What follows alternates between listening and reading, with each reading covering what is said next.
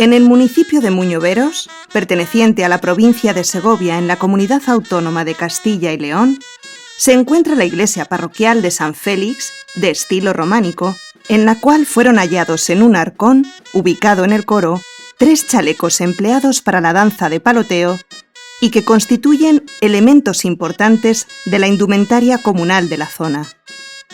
Asimismo, el equipo del ayuntamiento, encabezado por la teniente alcalde Gema Cabrero de Andrés, con la ayuda de varias familias del pueblo, han puesto en valor los tambores de 2 cofradías locales de la Veracruz y del Santísimo Sacramento y Virgen del Rosario. Bueno, pues las danzas de palos de Muñoveros se encuentran dentro del mapa de danzas de la provincia de Segovia, que lo dividimos en la zona de la sierra, la zona de la capital y la zona del llano, pues se encuentran encuadradas dentro del llano. Actualmente se palotea en honor a San Félix a 1 de agosto, pero sabemos por diferentes referencias bibliográficas, como la monografía de León Álvaro, que es el dulzainero de la localidad, o por el archivo de la sección femenina, que se paloteaban en la octava del Señor. De hecho, ese es el archivo también de la sección femenina y la memoria oral del pueblo la que nos ubica a los danzantes dentro de la cofradía de la Veracruz, a la que se iba entrando con el término de compromisario, figuran en los archivos de la sección femenina,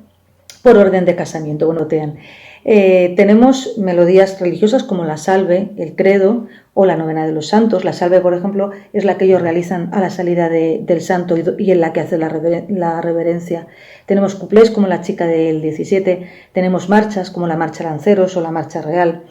Tenemos un paloteo muy característico que palotean dando un golpe en el suelo, como es el paloteo que se titula Bajo los caracoles.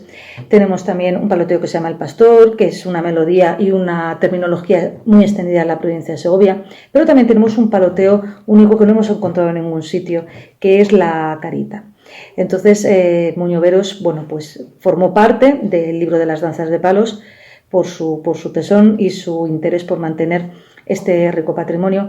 Igualmente estuvieron presentes en el primer Congreso de Patrimonio e Identidad del Instituto de la Cultura Tradicional Segoviana, Manuel González Herrero. Allí formaron parte los dulzaineros de Muñoveros de la exposición fotográfica y igualmente formaron parte de la exposición de piezas testigo los chalecos de Muñoveros. Los 3 chalecos muestran una tipología de cuerpo inspirado en las casacas, por ir ceñidos hasta la cintura y mostrar faldetas. Llevan ribete en cuello y sisas, restos de pasamanería sencilla en la abertura frontal, en las costuras de la trasera y también en el perímetro de las faldetas. Como elemento de cierre, corchetes metálicos de factura reciente y están realizados en tejido de sarga en crudo, estampado con elementos vegetales anaranjados y forro de tafetán en crudo. Especialmente interesante son las inscripciones que muestran los 3 chalecos en su interior y que parece que corresponden a los diferentes danzantes que los han ido utilizando a lo largo del tiempo, escribiendo en algunos casos solo el nombre y apellidos, en otros se añade la fecha, la más antigua corresponde a 1780, e incluso algo parecido a un dibujo, anagrama o similar. Estos trajes no están confeccionados de un mismo patrón, siendo así que cada uno de ellos debió haber sido confeccionado a medida para el primer danzante que utilizó la prenda. El pueblo de Muñoveros destaca en el panorama provincial de las danzas de palos y las danzas rituales por conservar 2 modelos de vestido únicos por el momento. Por un lado, las casaquillas ahora restauradas de finales del siglo XVIII y por otro, un enaguado de cuerpo completo que se ha fechado en 1913. De acuerdo a las consultas hechas a los libros de cofradías y de la cofradía del Santísimo Sacramento y Nuestra Señora del Rosario, sabemos que en 1754 se renovaron los cascabeles usados por los danzantes, comprándose 4 docenas. 30 años después, en 1788, se anotan gastos sobre el instrumentero que acude a tocar el día de la fiesta del Corpus Christi y también el gasto de los danzantes o los vestidos usados por los danzantes sin anotar ninguna prenda específica. Esta fecha de 1788 encaja a la perfección en la cronología de las casaquillas restauradas, puesto que gracias a las firmas con nombres, apellidos y fechas de los danzantes localizadas en los forros, en el forro interior de la prenda, sabemos que se usaron desde 1780 hasta 1831. Respecto a esta controversia generada en la denominación de las prendas, ya sean chalecos o casaquillas, yo me decanto por la segunda, puesto que la casaca fue una prenda en origen militar que pasó a la indumentaria civil en 1660. Desde esa fecha y a lo largo de todo el siglo XVIII encontramos casacas de diferentes tipologías y con diferentes hechuras y tejidos.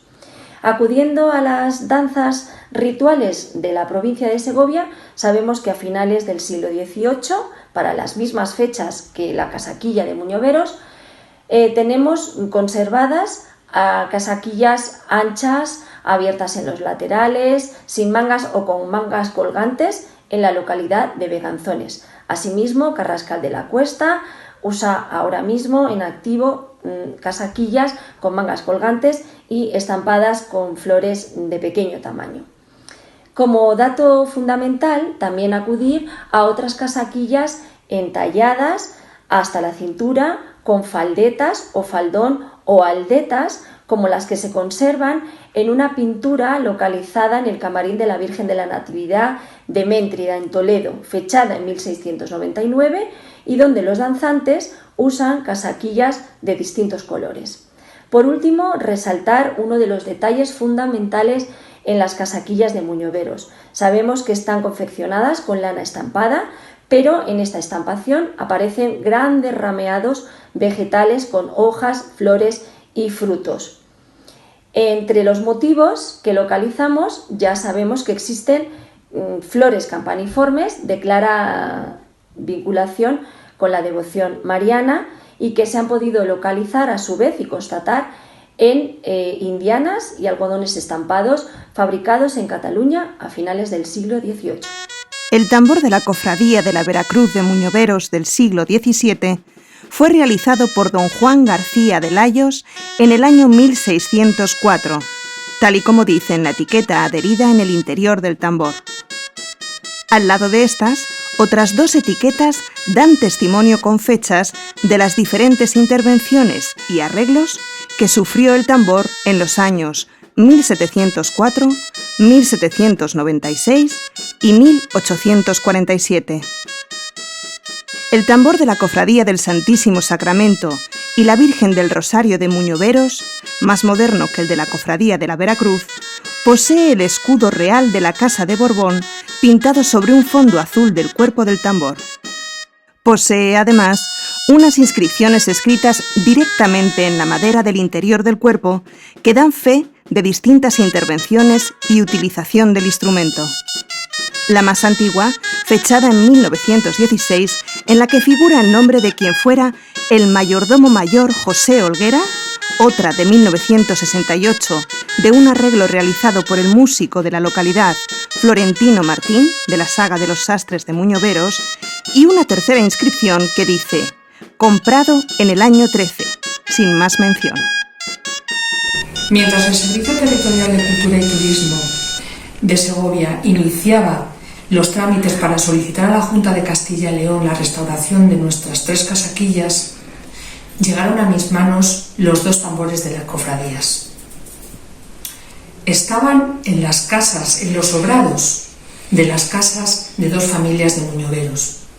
La verdad es que estaban bastante deteriorados, pero conservaban en su interior una serie de inscripciones que nos han dado testimonio con fecha y nombres de todas las actuaciones que se han llevado a cabo en ellos. Desde 1979, estos tambores no suenan en nuestro pueblo. Según el testimonio de varios vecinos, su uso estaba asociado a las fiestas del culto del Santísimo, como el Corpus Christi en su octava y en las Minervas, las cuales se celebraban todos los terceros domingos de cada mes. También tocaban el domingo de Resurrección, así como en las Maristelas, que eran unas procesiones que se llevaban a cabo los primeros domingos de mes con la Virgen del Rosario. Además, el toque del tambor tenía la misión de comunicar el día de la fiesta, y convocar a los cofrades y a todo el mundo en general a acudir a las celebraciones religiosas. Nos contaron también que en la cofradía de la Virgen del Rosario, el hijo del criado o un mocete de la localidad era el encargado de tocar el tambor.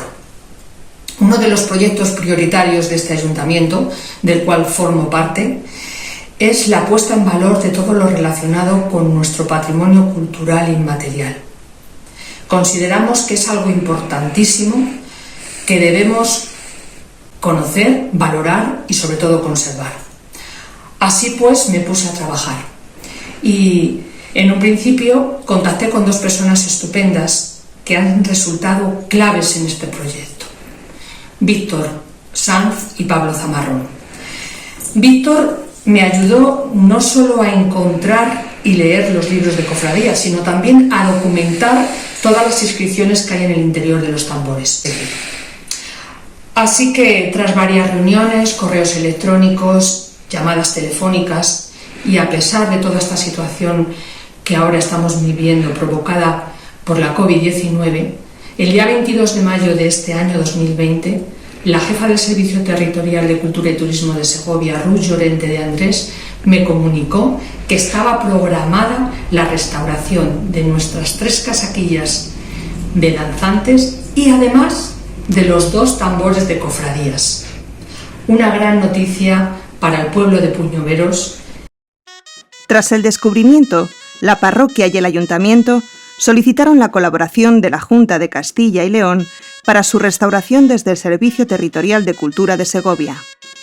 A través de un fondo FEDER, Fondo Europeo para el Desarrollo Regional, ha sido posible financiar la restauración de los chalecos y los tambores realizada por los restauradores Cristian Valverde y Eduardo Mendoza, especialistas en conservación y restauración de tejidos y pintura, respectivamente, bajo la dirección de Cristina Gómez, restauradora del Servicio Territorial de Cultura. El 10 de julio, los chalecos y tambores fueron trasladados a un taller de restauración. Los trabajos documentales, estudios sobre el estado de conservación y caracterización de los materiales, han permitido saber que el tejido de base es una sarga de lana y el forro un tafetán de algodón. Los mapas de patronaje de los trajes permitieron comprender y recuperar su confección original, la cual había sufrido modificaciones que alteraban su lectura y su estabilidad mecánica. Para determinar el estado de conservación, se identificaron los diferentes materiales en los tejidos y los tambores, además de las diferentes alteraciones, marcándolas en planos diseñados para tal fin. Los criterios de intervención se rigieron por un código deontológico basado en estabilidad de los materiales, reversibilidad de los tratamientos y mínima intervención. En el caso de los tejidos, se halló que el conjunto presentaba un grado de fragilidad considerable, producida por una serie de pérdidas en forma de lagunas de diferente tamaño repartidas por todo el traje. Se halló además alteración en el color del tejido y del estampado y una severa deformación en la zona media por efecto de los pliegues creados por las modificaciones sufridas. El tambor de la Cofradía del Santísimo Sacramento y la Virgen del Rosario presentaba suciedad superficial, pérdida parcial de la piola, cuerda, antiguas intervenciones como anudados con otros materiales y elementos añadidos en reemplazo de las templaderas. Además de un golpe, deformación local y pérdida parcial de la madera del cuerpo y policromía en la zona del escudo. El tambor de la Cofradía de la Veracruz presentaba principalmente una severa deformación como consecuencia de la presencia de 2 grietas ubicadas a diferente altura y que rodeaban en un 70% el cuerpo del tambor, además de múltiples grietas más pequeñas producidas en su mayoría por los clavos utilizados en los refuerzos internos que se aplicaron en el tambor durante unas antiguas intervenciones. No conservaba ninguna templadera original y de la piola o cuerda se conservaba solo un 30%, con un alto grado de fragilidad y fraccionada en múltiples partes. El tratamiento de conservación-restauración se ha basado en procesos de limpieza en seco con gomas especiales y con microaspiración controlada para no dañar las cintas de las inscripciones del forro en los tejidos, retirando además, mecánicamente, los depósitos de cera hallados tanto en el tejido principal como en el forro.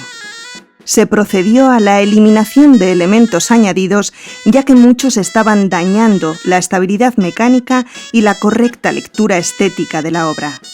La corrección de deformaciones, en el caso de los tejidos, se realizó mediante humectación indirecta y controlada con un humidificador por ultrasonido, y la consolidación consistió, básicamente, en la reubicación de los hilos de la pasamanería, fijándolos en su posición original con finísimos hilos de seda natural, a la vez que consolidó el tejido principal y el forro mediante soportes parciales de lino libre de aprestos teñidos previamente de un color similar al de la zona a intervenir, al igual que los hilos utilizados para tal fin.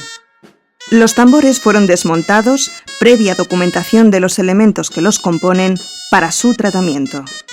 Tras su limpieza, se corrigieron las deformaciones mediante el pegado por etapas de las diferentes grietas para, posteriormente, reintegrar las zonas perdidas volumétrica y cromáticamente con materiales de conservación 100% estables y reversibles.